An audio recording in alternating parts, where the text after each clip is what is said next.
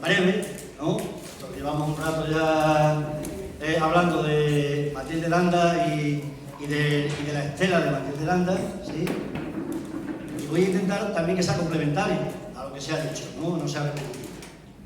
A ver, antes de nada yo quiero dar las gracias y mostrar mi satisfacción por intervenir aquí en la fiesta del Partido Comunista, ¿no? Sobre todo porque también es la organización en la que yo empecé a militar cuando tenía 17 años.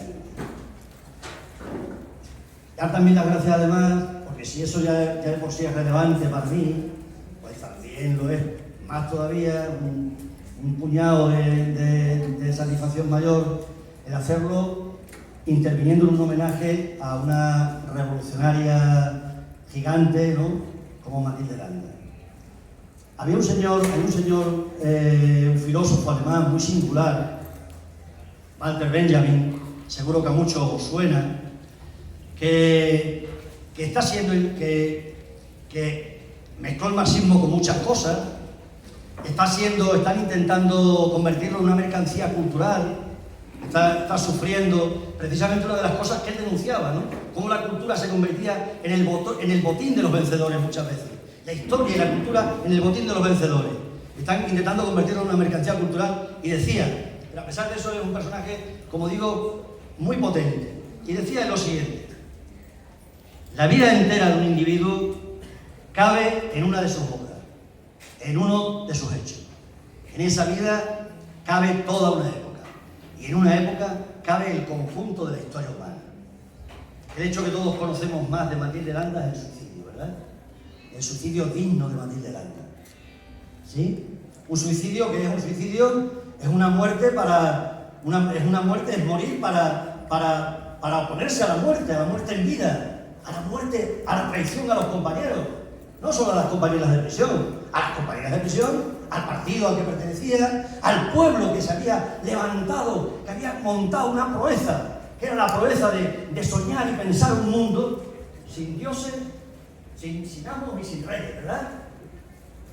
Y entonces, aquel suicidio, ella sabía que era un suicidio, una pieza muy buscada, porque era la pieza que se iba a cobrar en forma de resignación el régimen, que iba a lanzar contra todos los que todavía pensaban, esperaban, creían en la posibilidad de otro mundo, ¿verdad?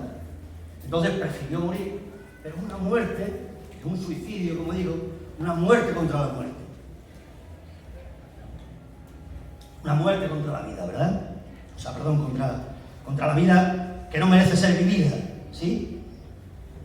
Pero ese hecho, con ser importante, que resume, condensa la historia de España reciente, ¿verdad?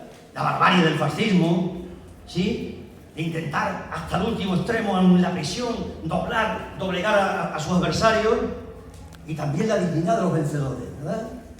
También condensa la dignidad de los vencidos, la dignidad, el non serviam de los derrotados, ¿verdad? Pero más allá de eso, ese acto, ese suicidio digno, esa muestra de coraje y de dignidad, Matilde Landa es mucho más que eso.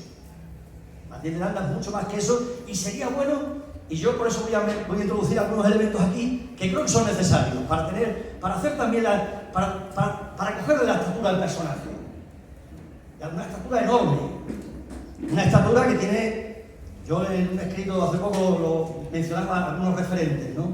Tiene la estatura de Simone Weil, sufrir con los que sufren. Tiene la estatura de Che Guevara, del Ernesto Guevara, ¿no? La mejor forma de decir es hacer. Tiene la estatura de Tina Modotti, ¿no? Que dice, si hay que quemar, que se quemen todos los lujos, toda la buena fama cultural que uno tiene, ¿verdad? Pero sobre todo, más que todo eso que he dicho, de Tina Modotti, de Ernesto Guevara, de Simone Weil, lo que tiene, sobre todo, Matilde Landa, es la fuerza y el coraje de Tomasa Cuevas, de Juana Doria, de Soledad Real, de Paz Alzati, de Josefina María Villa, de Antonia García, de todas las presas comunistas y republicanas que se jugaron la vida y que la defendieron. Tiene esa dignidad, porque las montañas grandes no nacen solas, Las montañas grandes siempre nacen en un sistema montañoso de pequeñas y medianas montañas. Porque esa visión individualista de la historia tiene que ver con el adversario, no con nosotros, que creemos en lo colectivo. Y que además es que es así. Porque los ríos grandes son el producto de muchos arroyos que se juntan. Y ahora hablaré de eso un poco. Martín de Landa es eso. Tiene una estatura enorme. Aquello que decía Vidal, ¿verdad? Que decía el comandante Carlos. El día que haya que escribir la guerra civil, la mejor página habrá que dedicarla a 2 personas, decía él. Antonio Machado, ¿sí? Y Matilde Landa. Tiene esa estatura, pero tiene la fuerza mítica, la fuerza del mito. ¿Qué caracteriza los mitos? Los mitos que hablan de, como decía un poema, una canción, ahora con todo loquillo, un poema de Chaga, ¿no? Que hablaba, los mitos hablan de los tiempos primordiales, ¿no? De cuando todo era noche, ¿no? De los tiempos del siempre y del nunca. ¿Y dónde nace el mito? ¿Dónde tiene la fuerza mítica Matilde Landa? Igual que la tiene Pasionaria la tiene, lo ha contado muy bien Mario y Diego, la tiene porque convierte el sueño de una clase, de la clase obrera, expresa ese sueño. Y eso es la fuerza mítica. ¿De dónde sale la fuerza mítica de Matilde Landa? En mi opinión, de 3 rupturas. Porque los mitos normalmente rompen cosas, fundan otras, ¿verdad? De ahí viene la fuerza.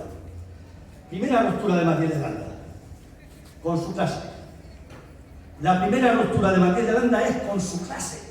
Porque ella viene de la burguesía, no de gente acomodada, no de una familia acomodada. Eso son formas eufemísticas de contar una verdad. Matilde Landa pertenece a una familia en la que ella estudia piano y sabe francés y alemán. Mi madre nació 16 años después de Matilde Landa. No sabía, como la inmensa mayoría de las mujeres campesinas y obreras de Extremadura, escribir. Y quien diga lo contrario no conoce esto. Matilde Landa pertenecía a la burguesía, una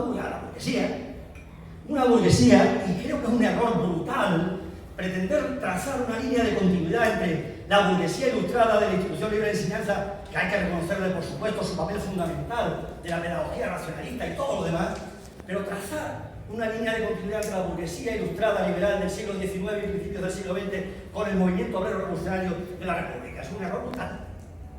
Precisamente una ruptura, la primera ruptura de Matilde Landa es la ruptura con su clase, porque la burguesía liberal, como muchos de aquí, de los que estáis aquí sabéis que sois historiadores, por ejemplo, fue la gran beneficiaria de las desamortizaciones.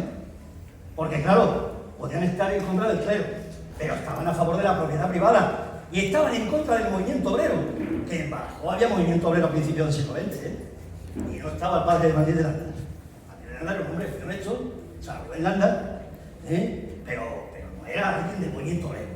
Entonces, primera cuestión, primera ruptura que tiene Matilde Landa, con su clase. Segunda ruptura, con su familia. Porque claro, ¿ahora qué pasa? A mí me hace gracia a veces cuando yo escucho hablar a algunos historiadores del presentismo y practican el presentismo, ¿no? Ahora no entendemos que haya gente que esté dispuesta a entregar su vida y que ponga la revolución por delante de la familia. No somos capaces de entender eso. Yo no digo que... Ese es un debate muy importante.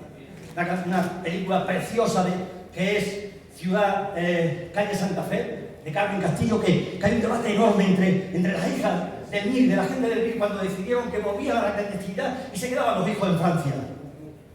Ahora no somos capaces de entenderlo porque ha desaparecido el horizonte de la revolución de nuestras cabezas, porque solo somos capaces de pensar en clave del capitalismo.